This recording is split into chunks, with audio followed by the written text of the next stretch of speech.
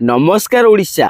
आपण जदि जड़े चाषी अथवा जड़े राशन कार्ड उपभोक्ता ताहले मोर चैनल को आपण सब्सक्राइब कर दिंतु कारण नहले आपण अनेक योजनार बाद पड़ पारती। जेपरि कि आज हूँ मार्च 1 तारीख।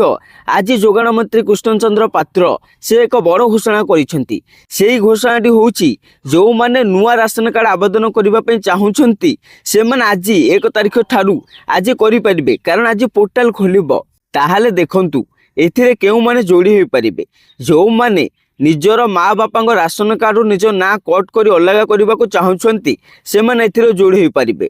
ताहा सहित द्वितीय आसूची जो माने आज बाहासा होइछंती काली सकाळे जाई सेमानकर कोनोसी पिल्ला छुआ होउची तो सेमाने सेमानक पुओ झीर नाम राशन कार्ड एड करि पारिबे। आज जेहेतु पोर्टाल खोली तो आपण जेते तुरंत पारिबे तो ये काम करदेबा निहाती आवश्यक। ताहाले आपणकर ना प्रथमे राशन कार्ड पोर्टाल रे चढ़ी जिवो।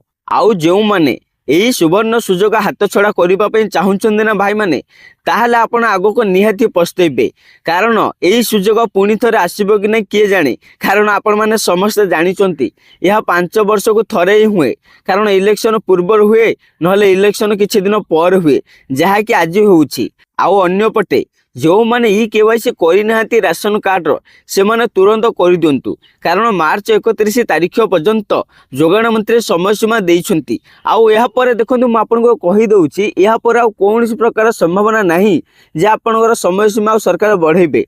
तेणु आपण माने जो माने भी ई केवाईसी करिनाहांती से माने तुरंत जाई कर दियंतु। आउ एमिति नुआ अपडेट पाइबा पई मोर वीडियो को गोटे लाइक चैनल को सब्सक्राइब कर दियंतु।